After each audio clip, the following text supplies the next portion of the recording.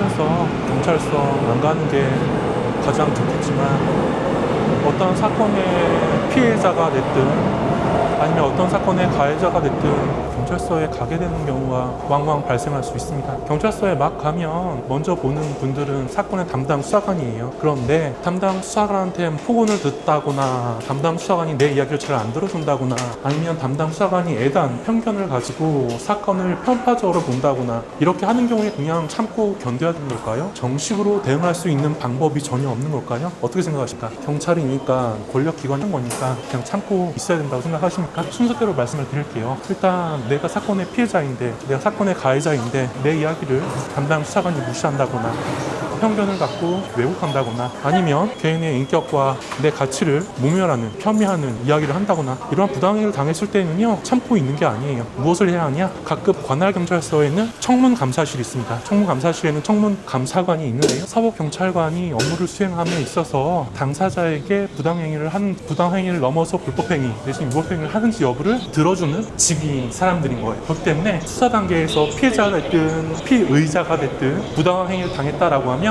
관할 청문감사실 청문감사관한테 신고를 하면 됩니다. 그래서 구제를 받으셔야 되는 거예요. 그게 첫 번째인 것이고, 그렇게 했음에도 불구하고 경찰관의 태도와 행태가 달라지지 않는다. 이 경우는 어떻게 해야 될까요? 적법하고 당당하게 담당 수사관 교체를 요구하면 되는 것입니다. 담당 수사관 변경을 요구한다고 해서 불이익받지도 않고요, 사건을 처음부터 다시 진행해야 되는 것도 아니에요. 시간이 오래 걸리는 것도 아니고요. 수사관들도 사람인지라 편견을 갖고 애단을 갖고 이야기를 하는 경우가 굉장히 많거든요. 그렇기 때문에 그런 일을 당하신 분들이 있다고 한다면 담당 수사관 교체를 그 수사관한테 요구를 해도 되고요, 마찬가지로 청문감사실에 요청을 해도 됩니다. 어렵지 않죠? 이렇게 경찰 내부적으로 해결하는 방법이 있고요. 두 번째로는 내가 사건의 피의자인데 수사관이 나에 대한 인권을 침해하고 과도한 수사를 하고 부당한 방법으로 뭔가를 추궁하고 캐내고 뭐 이런 것들이 있지 않겠습니까? 뭐 이런 것들을 인권 침해 그리고 과도한 수사권 남용이라고 하는데요.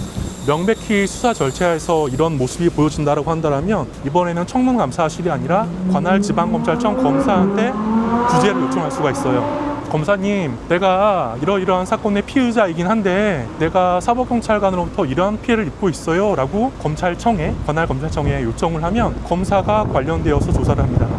그렇기 때문에 참지 마시고 청문감사실 그리고 담당 사건 관할 검찰의 검사한테 구제를 신청한다 라고 생각하시면 될 것 같습니다. 과거에는 뭐 형사사건이 금방 끝났어요. 제가 막 변호사 됐던 시절만 하더라도 형사사건 1년 이상 가는 게 드물었거든요.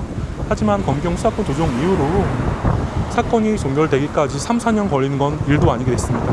그렇기 때문에 경찰 단계에서 부당한 대우를 받으신다라고 하시면 참지 마시고 반드시 청문감사실이나 검찰청에 도움을 구하면 된다 정도로 정리하면 될 것 같습니다. 마치겠습니다. 전 사무실 들어가 봐야겠네요. 안녕.